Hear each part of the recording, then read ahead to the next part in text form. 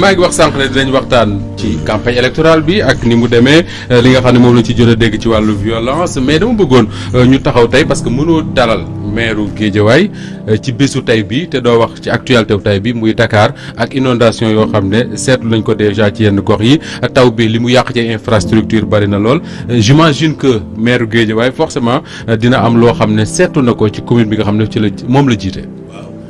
waaw maa ngi nuyu ñëpp di nuyu tamit waa Guédiawaye nuyuwaat nag waa Dakar ak waa Sénégal yëpp waaw comme ni nga ko waxee nag gis nga taw bi nga xam ne Moustapha tey moom la yàlla wàcc fii ci capitale bi ñëpp nag gis ni ñu yeewoo am na ñoo xam ne nag ñu ngi ciy profité et c'est de bonne guerre. waaw di ci profité di wax naan ana maire yeewi yeeg yooyu sax gis naa ko bu yàgg ci Ziguinchor ana Sonko mbir maa ngi inondé ana Khadija Mayekor ana ñoom Ahmed dugg na fi génn fi xam nga. jaaxaan di tuur ndox ndax sa bopp mënta weesu lu ni mel. lu tax nga wax loolu. parce que ñoom dañu xam ñan lañ dénk inondation ñan lañ dénk wàllum assainissement ñan lañ dénk environnement ñan lañ dénk sport ñan lañ dénk éducation. bu ci nekk fii juróom-ñeent la ñu jël dénk ko les collectivités territoriales. muy juróom-ñeent ci ay compétences yoo xam ne moom lañ transféré. man nag li ma yàgg di wax mooy maire waroo wut alibi.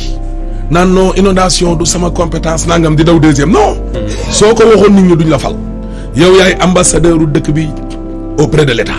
La mairie est un démembrement de l'État bu inondation amee te sax nekkul ci say compétence yow war nga taxaw saisir le préfet woo ministre bi bu dee am nga carnet d'adresse bu baax et cetera bu dee ku feebar la dañ naan soins yu njëkk yi poste de santé xanaa nga war cee mën dara wuti pompe wuti ay camion wuti léegi waaye ñoom xam nañ xel ne l'état central lu tax xam nga laaj bi lañ war a laaj ñoom lan lañ war a laajtee mooy 750 milliards.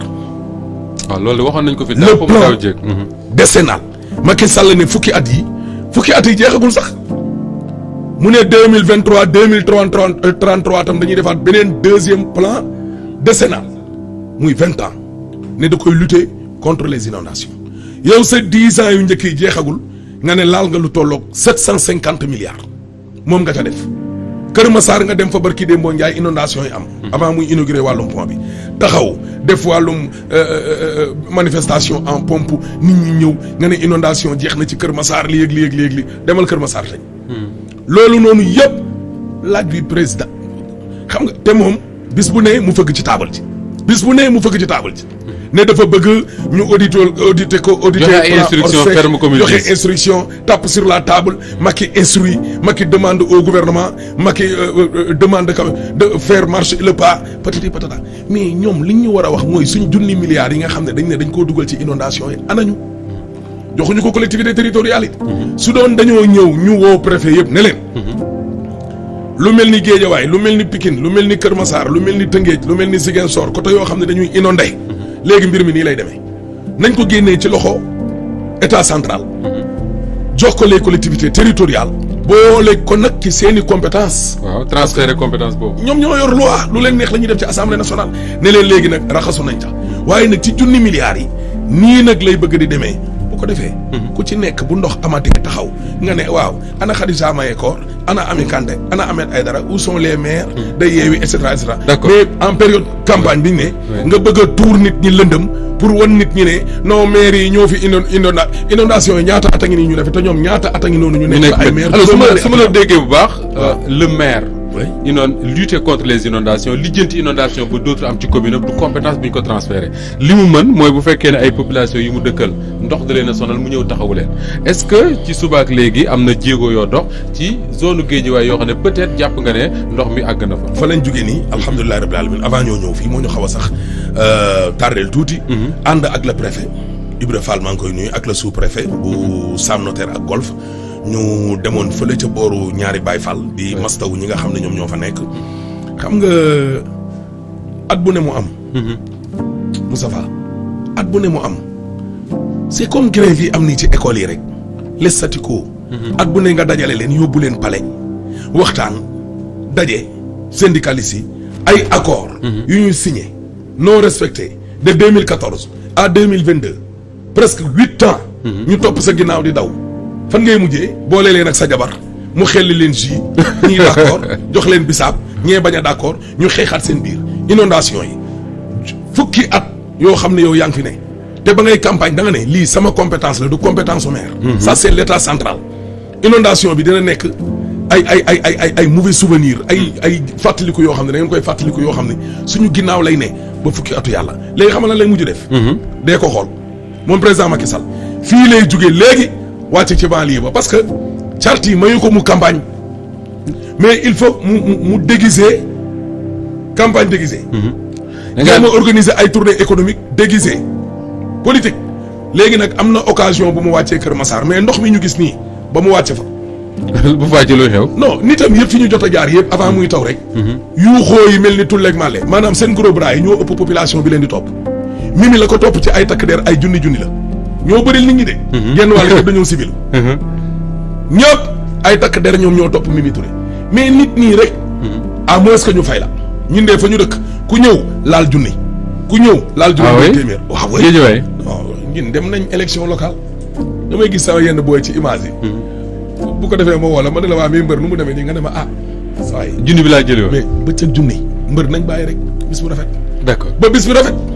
d'accord dinaa ci ñëw léegi Pape. wax na lu am solo léegi bala ñuy avancer mooy le plan décennal de lutte contre les inondations 700 milliards lañ ci defoon 2013 2023 ñu war a defaat beneen 2023 ak 2033 mais est-ce que doonul woon baax ñu def évaluation des dépenses 700 milliards yi fan lañ ko def assemblée nationale bi nga xam ne moom la ñu war a waxtaane léegi tegoon nañ fi daaw benn commission d'information xaw ma pour ñu dem justement gëstu ji ci xaalisub inondation yooyu la mais ba léegi xamuñu exactement ce qui s'est passé. Ça tombe à pic 750 milliards yi daaw ci waxtu bi la fi indi woon coow ba président ci boppam déplacé wu ñu créé fii je crois commission boobu ngay tudd. am wax ju nekk ñu ne wax nañ ko fi daal di ne dañuy waxuma sax au-delà de la commission d'information bu assemblée nationale. président daal di ne non moom il faut ñu auditer ko les travaux. tey nga gis encore les mêmes travers mooy li nga xam ne moom moo doon am. moo fa amaat et puis gën a garaaw. gën a garaaw dans la mesure où tey jii ñu ngi inauguré le pont de Kër Massar. oui ñu def ci fan yii waaw fan yii def ci 10 milliards. 10 milliards ñu ne woon. waa Kër Massar ce sera les inondations seront un mauvais souvenir. mais tey boo demee Kër Massar nit ñi dañ la naan situation bu daaw moo leen gënoon bu ren. waaw au moins parce que da nga yaakaar ne pont bi am na lu mu cee yàq ca justement xam nga tamit day am li ñu naan étude d'impact xam nga Pape Matar dafa am lu mu fi waxoon daaw. ba ñuy defar pont bi je me rappelle très bien mu ne pont bi ñu ngi koy defar mais dana indi ay problème parce que. lii nga xam ne nañ ko tegee. teg nañ ko de telle sorte que am na benn station bi nga xam ne. yéeyaay dafa xaw a jege waa France. te bëgguñu ko laal te loolu dana impact bu subaa bu travaux yi terminé malheureusement tey jii. même pas 10 jours ça fait une semaine. bi ñu defee la remise des travaux ñu gis inondation donc mooy 10 milliards yooyu foras.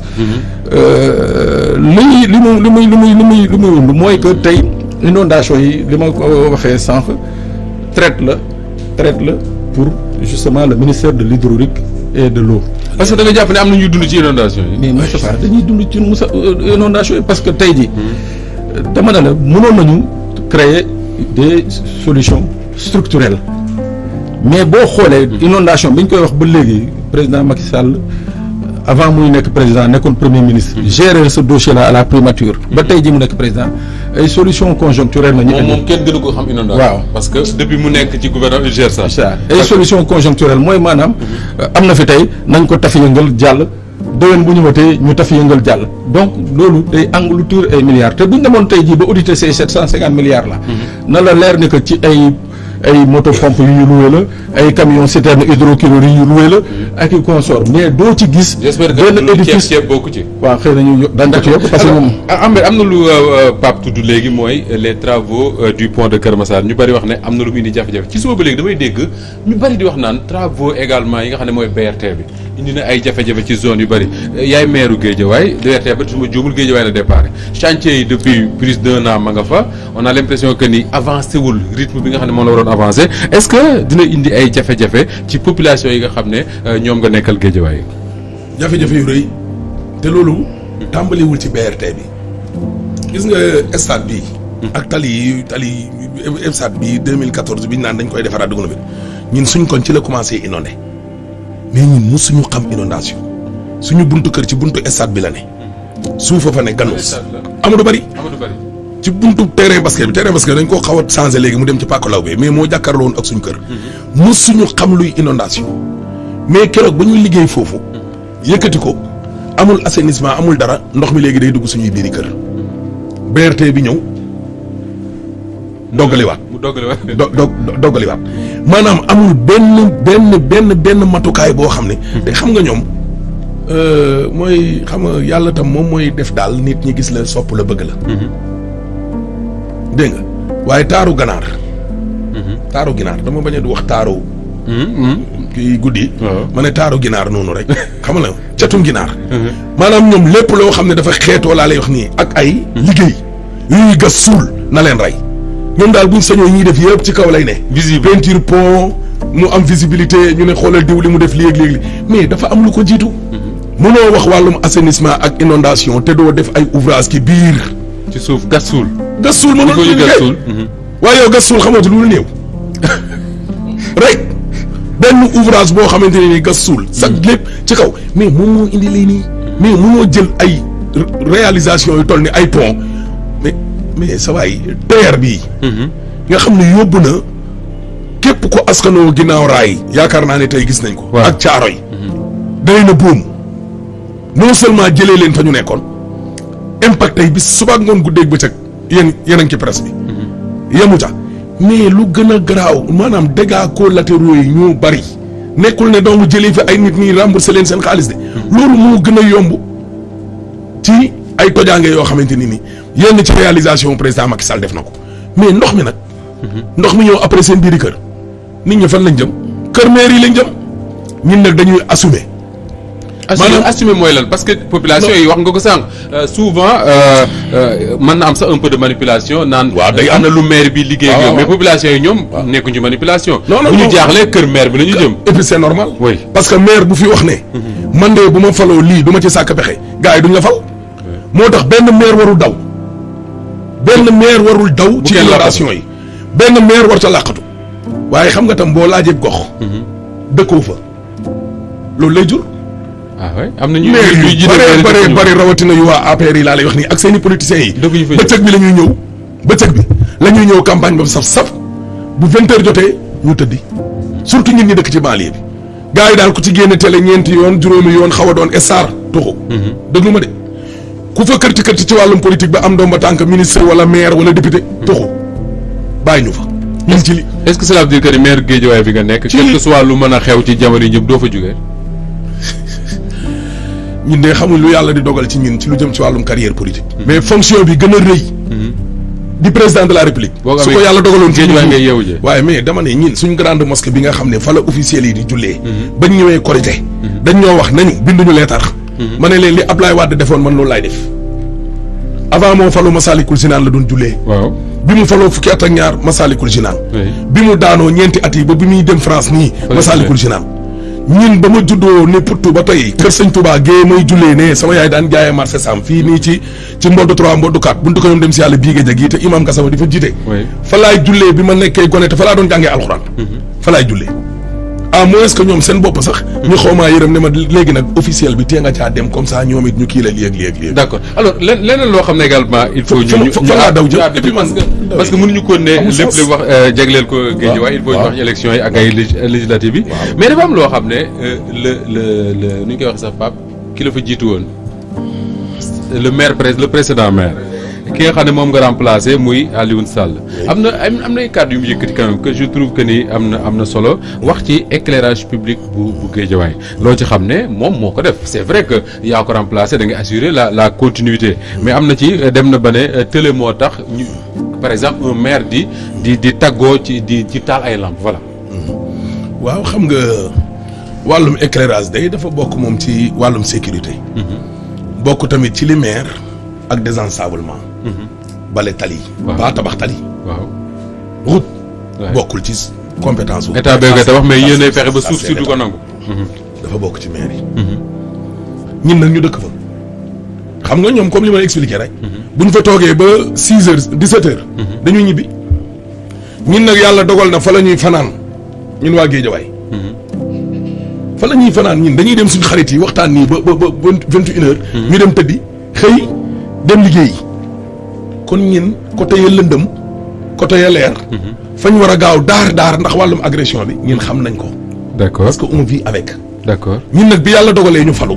loolu muy wax ci ay mbirum làmp ak naan ay waaw buñ ko porté plainte sax day daanu xam nga ñoom moom.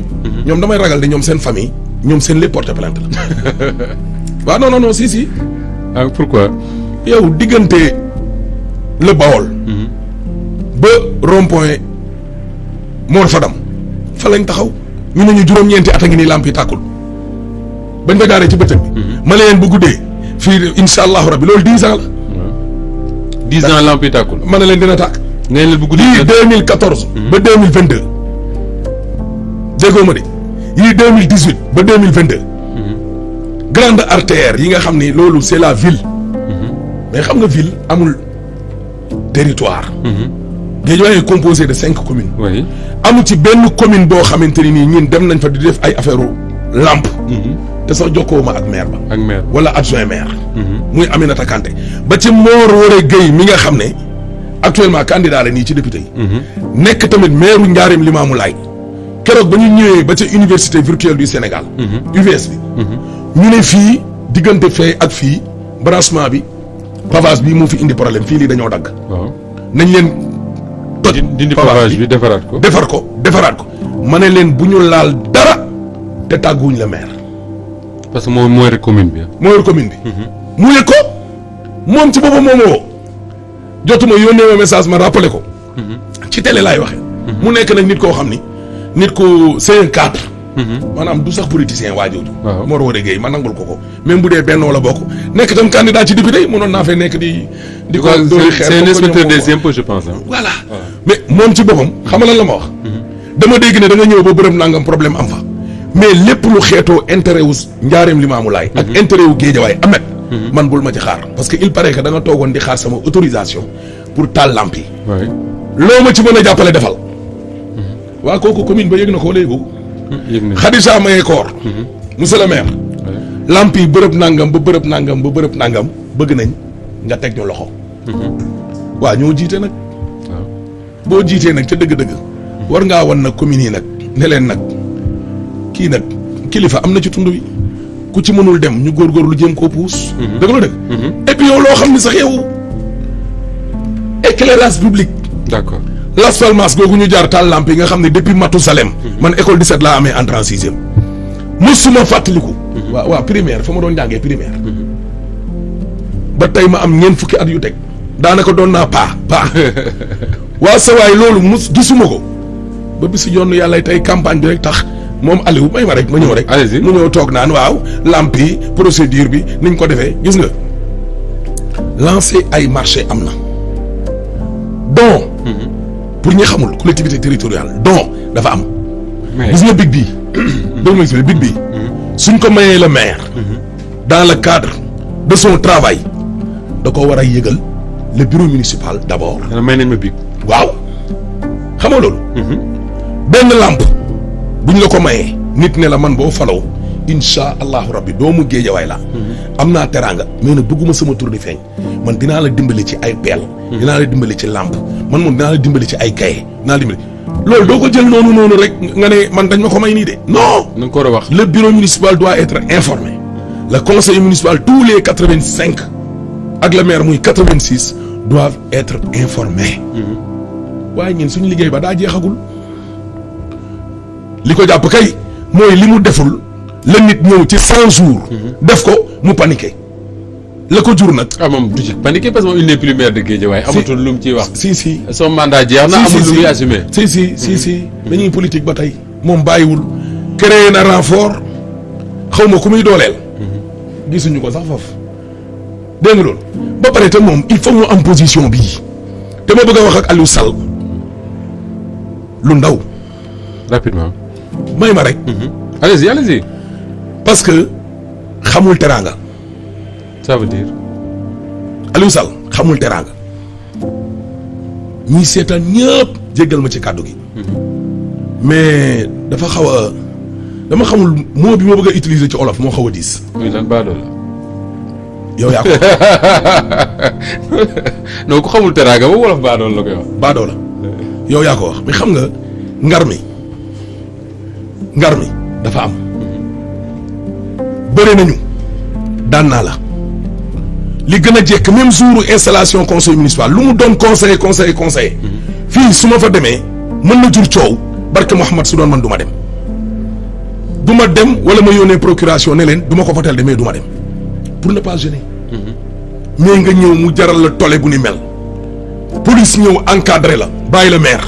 mais est-ce que Ahmed rêvé woo soo yaakaaree ne dañuy toog yombalal la ko nii rek. non géej waaye di déroulé lu la neexee déglu ma expliqué da ngay rêvé. non déglu ma expliqué la ñàkk a rêvé ak xam ne du yomb moo tax man ba mu toogee. juróom-ñeenti weer lañ ci teg ma créé mouvement Guédiawaye laa bokk ne waa ji dinaa ko fi jëlee bañ a rêvé laa wax ak xam ne du yomb. mënoon naa toog comme le font les politiciens. toog nii ba élection des 3 mois rek 3 mois xam nga desee 3 mois. laa ko def ay liste fii. wuti ay nit ñu dimbali fee. defuma ko juróom-ñaari at laa nekk sur le terrain c'est pas pour rien ma yor mouvement. coalition yu toll ni Yewwi jiital ma nekkuma fa woon di nelaw ma gërëm leen sant leen Aliou Sall ñu daje ci Chérif Maki Aïdara. nekk suma mag nekk suma kilifa nekk suñu sëriñ man ak moom Thierno Bachir bu Louga. yàlla yàlla guddal fanam. amiin taawam. Thierno Cheikh Oumar ñu daje fa la ma fa wax ñu dee ma jug baala ko àq ci campagne yeeg yi doon am ak politique la woon. yëpp ba ñu bëri ci sama staff ne ma pourquoi ngay taxaw ci kanamu Alioune Sall di ko baalu àq. sukku teewul yóbbu say ma rafetal ñu dem ñu daje ci xadaratul juma stade Amadou Barry des milliers ba ci xalifu Tijaniya Maroc ñëw toog ministre yi ñëw toog ñëpp ñëw toog.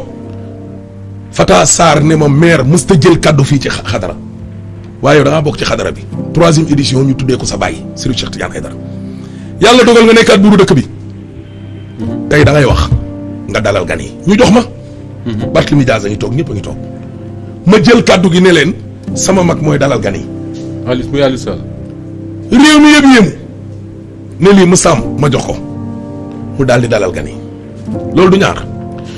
Barki Dembo Ndiaye le préfet Blondin di dem man maay discours gouverneur bi ñu ko laajee ne ko protocole bi nu muy demee mu ne maire mooy wax le préfet sortant wax ma wax installer le nouveau préfet ma waxati féliciter ko yéegal ko ca kaw ne moom suma mag la te ma seetlu ne malgré loolu noonu yëpp Aliou fu mu toog amee cuune la xamul dara du tus du lii te moom may ma rek te moom leer na ko ne su ma neexee du toog ci bërëb ba wax. ah oui comment. xam na man laa wax Ahmed Aïdara. su ma neexee Aliou Sall fu mu toog du wax wa ilaa fu mu ko invité du dem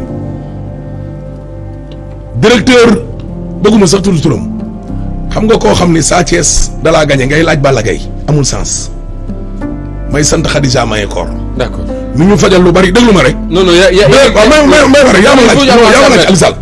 waa ji mu ne ko yow dégg naa yow Aliou maire bi fi ne dana la woon doo campagne doo génn doo gañe mooy Lat Diop. te mbir mi noonu la amee. mais bi yoon di nga génn. ci campagne bi. ba nga génn. alors mu mel ne kii est-ce que quelque part Pape Sané Guédiawaye nekkuñu di jouer avec les élections législatives un deuxième tour des élections locales su fekkee ne mën nañu ko wax parce que apparemment défaite bi leen Ahmed Aïdara infligé woon ci locales yi ba léegi gars yi dafa mel ne mënuñu koo dépasser. prolongation. non prolongation bi c'est-à-dire en fait xam nga jeu démocratique aussi dafa am lu muy laajte dafa laajte de la hauteur dafa laajte de la grandeur bu ñu la gañee askan bi moo jëloon baatam jox la ko askan boobu moo jëlaat baatam jox ko keneen. c'est-à-dire du ndoonu du doole du xam-xam du dara c'est un choix populaire c'est-à-dire gis nga homme politique yi fii malheureusement. dafa am lu bëri li nga xam ne dañ koy fàtte dañuy fàtte ni que ñoom. saa suñu yoree nombal tànk rek. Sénégalais yi ñoo décidé ne dañ leen koy jox. mais ñoom benn moment du juddu du ci njàng. déedéet voilà dañ koy fàtte dañ koy de telle sorte que. dañ ciy dem ba benn moment dañuy ëlbati mbir mi. c'est-à-dire que kii nga xam ne moo la mandaté ne la man yow Ahmed Aïdara maa la wóolu nga toogal ma fii Guédiawaye. Ahmed day dem ba benn moment day fàtte ni que moom dañ ko mandaté moom nag mu foog ne léegi moom. mooy buur bi. c'est-à-dire yooyu nag ay esclave am ci suuf loolu mooy indi tout le temps li ngay wax nii. et ce n'est pas seulement à Guédiawaye gis nga fépp fi nga xam ne. am nañ fa riir ay divergence maanaam gañe nañ leen fa. dañ ko jàppee comme benn une honte c'est-à-dire ñoom jàppewuñu ko. waruñu ñàkk quoi waruñoo ñàkk. soo demee tey jii à Ziguinchor. mais c'est le même problème c'est-à-dire les gens ba tey jii jàpp nañ ne que du yoon Ousmane Sonko jiite leen ngay gis ay cérémonie officielle yi nga xam ne dafay am. ñu bañ ko woo. wala di c'est-à-dire des bassesses yi nga xam ne alors que ñoom tey jii. bu ñu ça veut dire Pape quelque part que ni suñu niveau démocratie fi ñu ko bëgg a àggale acteurs politiques yi dans leur état d'esprit àgguñu foofu.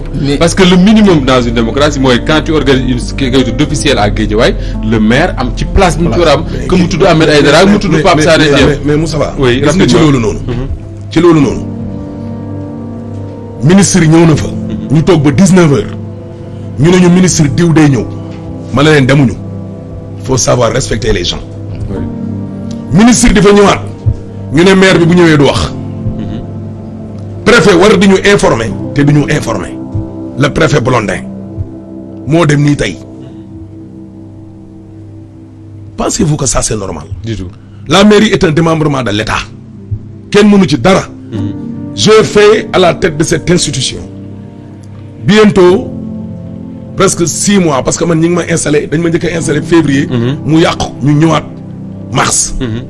ba bisu joonu yàlla tey je suis resté boobu ba léegi. ba bi ñuy waaj a tabaski nii. xam nga lan lañ ma doon wax ci sama salaire ba ci adjoint yi dañ leen doon fay. ah oui. le maire fayuma lu tax. su ma waxee ñu ne ma non problème mu code la turu Aliou Sall moo fa ne ba tey Aïda Sow Diawara mi bokkul ci man sax. le ministre bi ñëw à l'Assemblée. mu ne ko mais yow ñun suñu maire bii moom bientôt 6 mois. xanaa yéen doo leen ko fay oui.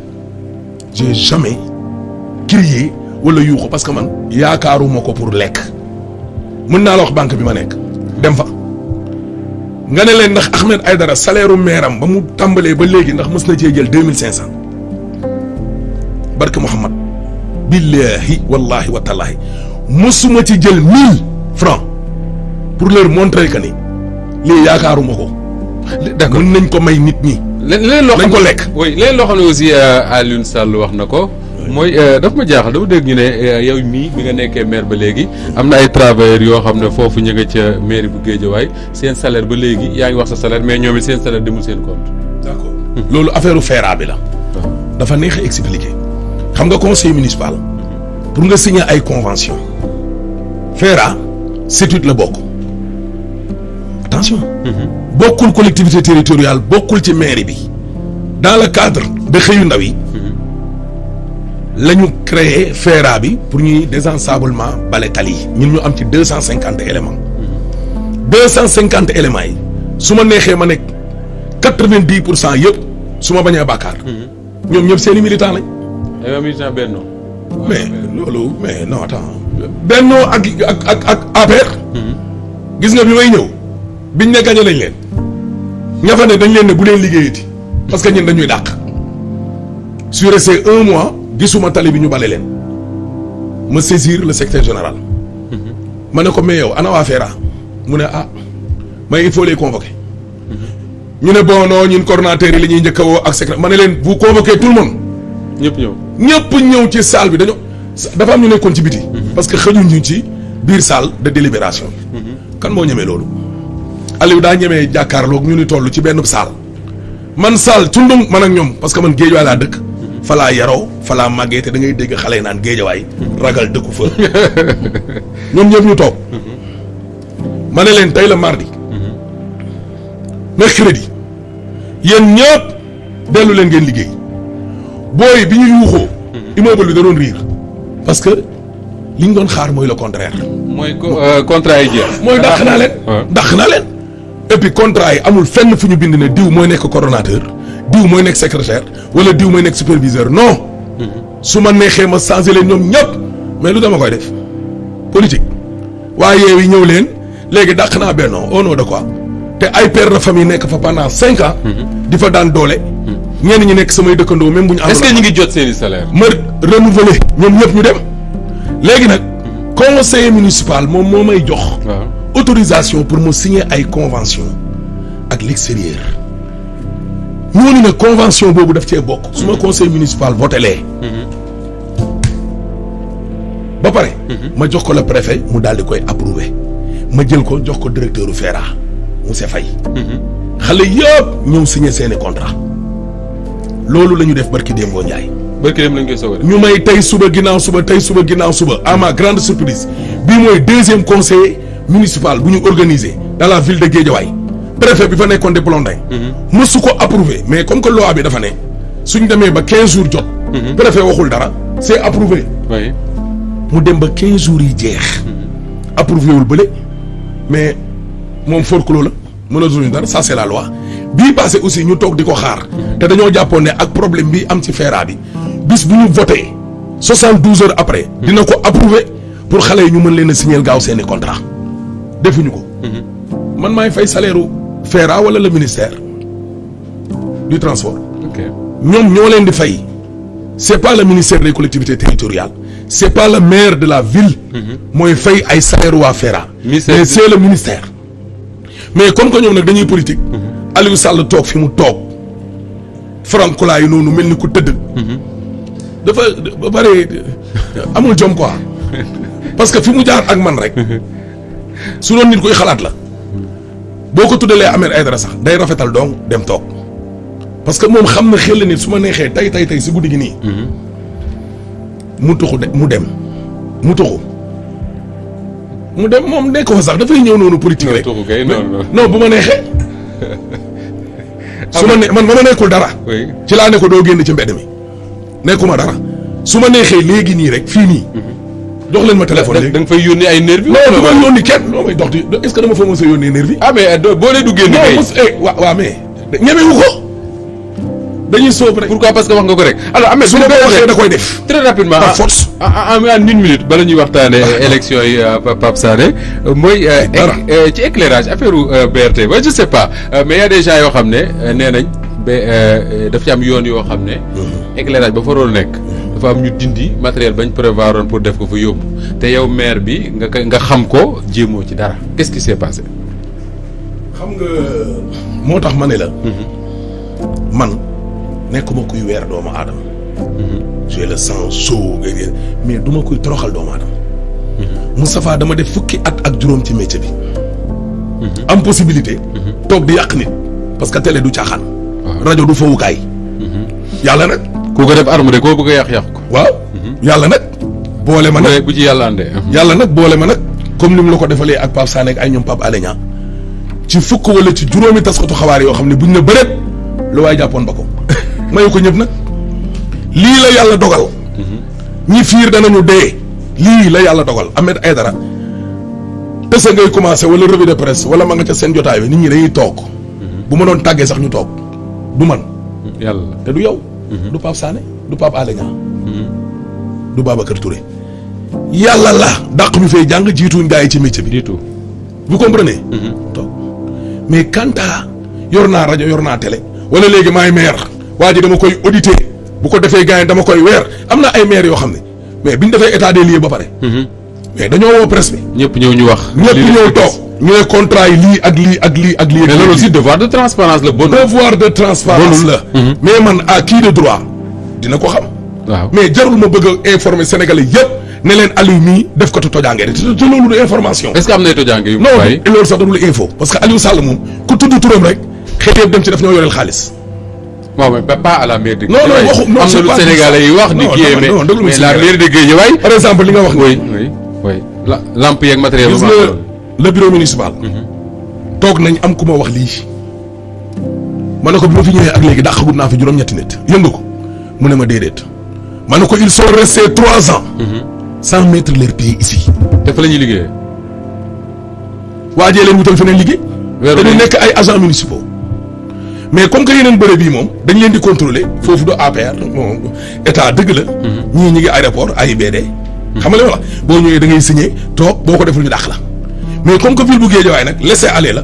Aliou Sall lay seen chef te moo leen fa dugal ñëwuñu ma saisir le secrétaire général ak le directeur des ressources humaines ma arrêté seen salaire ñëwuñu demuñ ci rajo yi te ne pat sinon dinañu weeru 2 fois suturaal gu njëkk gi mooy dagg naa seen salaire dàq leen ñu ne pat suñu insister dem ci rajo yi ak télé yi ma tudd seen tur ak seen turu ndey ak seen turu baay wax nit ñi ne leen ñii 18 millions la ñu yoreel waa population bu Guédiawaye te dañu ko war a. fay nañ lu ma 18 millions te liggéey si wuñu. waaw mais ñetti at bëgguma tudd ay salaire xanaa kuy fayee ko 100 000 francs donc grand. waaw toog lu tolloog 12 mois multiplié par.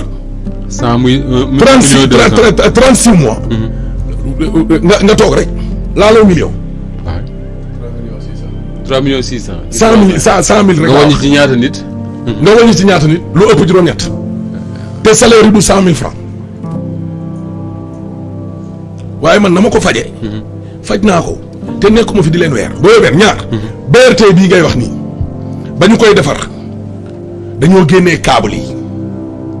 câble yi ci biir suuf si. oui. génnee yenn poto lampe yi yóbbu ko direction technique. te secrétaire généralu mairie bi moo leen instruire ne leen yóbbu leen ko fële. teg ko fa. service technique ba. qu'est-ce qui s'est passé ñu toog ñu ne ci lampe yi ne ci lampe yi ne ci lampe yi ba ñëw ba marché bu bees. ñu ne fii malheureusement amul ay poto ma ne mais jël leen poto yi. accident yi di am gàddaay ma ne jël leen poto yi ñu yóbbu ko rond-point gàddaay. ndax accident yi. te boobu booy bi deewagu fa de. ngeen jël yeneen ni yóbbu ko marché bu bees parce que foofu il faut. ñu taal ma may lamp waaw. ñu def noonu sa waay. waaye maa toog rek sama bureau bañ fekk ma fa. ne ma diw daal nee na daal bon poto lampe yi moom ak diw ñoo ko jaay. déet waay. poto lamp yi nga xam ne mairie bi moo ko moom. mairie bi ma ne ko jaay mu ne waaw ma ne ko waaw nañ fay ces poteaux là n'appartiennent pas au maire sortant comme le nouveau maire. moomu moom poto moomaanu mooy poto lampe. dëkk bee ko moom. dëkk bee ko moom dëkk bi ñoo soxla suñuy lampe dañuy yeggale suñu éclairage public ñoom ñoo ñu bloqué actuellement fii may wax ak yow nii. poto lampe yi dinañu ko génnee. ba léegi fayuñu ko. sa waay xam nga Sénégal itam dafa neex boo ne mbiliñ ba ci daw ci kilifa diine boo ne mbiliñ ba ci daw ci dëkkandoo ba ci sam benn xarit boo xam ne yàlla def na ne APR la mais sama xarit la. muy Moussa Tine. ko gère bu golf la bokk. papaay Mantulaay la mu téléphoné ma. ne ma suñu rakk ji ñu wax ne mu sàcc poto lampe yi waxtaan naa ak moom mais monsieur le maire. boo ñu jàppalewu rek làmbaay ñaaw. ma ne ko Moussa mënumaa jàppale kenn poto yi nañ ko fay. dew ma rajo. dew ma télé. tudduma tur. te ba léegi kenn mësul gis ma wax ne l'équipe de Aliou Sall lii ak lii ak lii ak lii. te gos yooyu ñooy les plus proches de Aliou Sall. weeruma leen. d'accord loolu leer na. d'accord bu demee toog ci train yooyu jël bien public yi dem poto ay poto lampe ak ay câble ay valeur ay plus de 200 millions. te lépp lañ jaay. waxuma la ay 100 millions di. poto yi loolu lépp lañ jaay. ay 200. c'est extraordinaire alors Pape ñu continuer waxtaani léegi dañoo jël na rek mais c'est grave c'est un scandale. xam nga wax na si affaire lycée bi. oui lycée Parcelles. am na dañu des ci temps bari. non dafa ne dañoo jël 100 millions. oui dugal ko ci wàllum pavage. mel ni daal ñun daal hiérarchisation des priorités. éducation. waaw nee na xamu leen priorité. waaw non mais attends xam nga. ñoom état bu trésor public ak AGETIP amee problème mu procédure. ba 2 ans. ñu ngi nii xaalis bu fa mënti nekk. report day amaat. maanaam yow imaginer 200 millions jox ko ville bu Guédiawaye. pour mu liggéey ci dara. ñee jubóowuñ seen biir ba année bii di ñëw report xaalis nga delloowaat. te PACASEN daf ñuy noter chaque année mu noter ñu. en fonction de notes yi ville yi di am ñun ci la ñuy joxe suñuy financement. waaye yow at bu ne ñu jox la exemple laa joxe at bu ne ñu jox la 200 wala 300 millions. 1er janvier ba 31 décembre. liggéeyoo ci dara ba année bi jeex mu am report maanaam xaalis ba delluwaat. toog fa li ko indi mooy nee na ñoom dañoo am problème seen biir mais man dama am temps Guédiawaye la fa nekk ci suuf Médina ay nit a ko def dër Paris ay nit a ko def dër New York ay nit a ko def dër da ngeen bëgg a dër Médina. Géejawaay dañ koy dër. d'accord dinañ ko pavé defar ko ba mu jekk.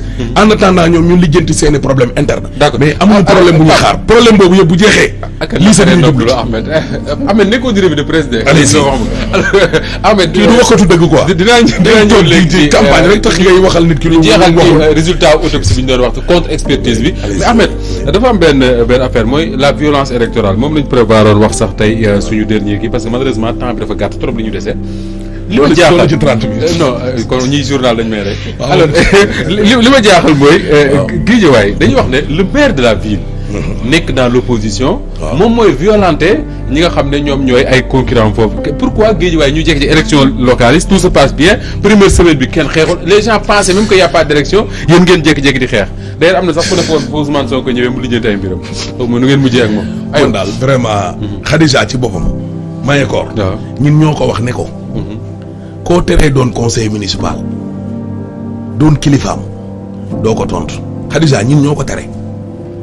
Khadija maire Golf. waaw maire Golf parce que moom élément wu Pastef la ba pare dëkk Golf ñooñu dëkk Golf mais du leen tontu. mooy seen kilifa. déggoo ma de man Sa Thiès mënu la daan ba pare ngay laal Balla Gaye naan Balla Gaye laay laaj. ñooñu nekk Golf duñ sax laaj Khadija waxoon la ak man bay laaj ay Ousmane Sonko. dama ne Moustapha xam nga lan moo la jaaxal. dañ daan gis Pape pouvoir ak opposition moo daan jàmbat. naan waaw ñu ngi ñuy dóor di ñu indil ay policiers sànni ñu grenade indil ñu ay nervi sonal nañ ñu waaw vraiment nguur gii ñeŋ mais Guédiawaye c'est le contraire nee nañ opposition ba ñooy dóore. Guédiawaye yow yaa fay pouvoir. non non maire bi ñoom ñooy say opposant. loolu depuis élection locale ya la. may jaar kër Aline Sall rek coow li am ñu ne waaw moo fi ñëw di ñu fitnaal jour boobu laa ko wax ne ko bul génn yónnee ko message. nga yónnee ko message. waaw dama ko jëlul. nga yónnee ko message ma yónnee ko message na génnee message yi. ma ne ko bëgg a génn waaw mais attends kaay nag ñu waxante dëgg gis nga man am naa ay mbokku siin sama yaay séeréer la Fatick ëpp ma fa ay mbokk mais bu ma demoon quartier Pël ga ma fay teg ndawal mais Aliou Sall bu réagiré mais du bokk ak man bu ma réagiré dëgg la wala dëgg mais c'est la même chose foo dëkk ak foo dëkkul bokkul Aliou bu ma neexee ma ne ko doo génn parce que nga jàpp dëkkul Guédiawaye xam nga kenn léegi violence ba ci daam fan la jógee sa camp la wala camp yéen a fekki dóore wala non ñun nan la ñuy jiitee dëkk war koo defar di dóore lu fa toj maa koy defar li ma waxoon président tribunal bi rek sa micro yi bu yàqee maa koy defar salle bi ñu doon atte sama élément koy nettoyé chaque fajar ban intérêt la am di yàq gi ñi nettoyé tribunal yaa leen fay déggoo ma xanaa buuru dëkk bu yàq dëkk ba kan mooy defar après dëkk ba non dañuy woo nit ñi pour wax leen ne leen waa ji nitu fitna la du dëgg d'accord alors Pape violence électorale boobu yemul Guédiawaye même avant élection yi moo demoon ba Bignona te Bignona googu am na benn xale boo faatu woon mu tudd Idrissa Goudiaby tey jii am na benn résultat contre expertise boo xam ne moo ci génn sànq Khalil Diémé mi ko doon wax ci rajo bi maa ngi lire sànq Ousmane Sonko mu wax effectivement la même chose ne les 3 médecins indépendants ñoom ñoo wax ne xale bi bal moo ko rey ce qui veut dire que ni toute la thèse bi ñu doon développé boobu ba léegi ne dañ koo jam paaka wala je sais pas moi tournevis wala lu mu mënti doon loolu amul dëgg-dëgg lan la contre expertise bi wax Pape.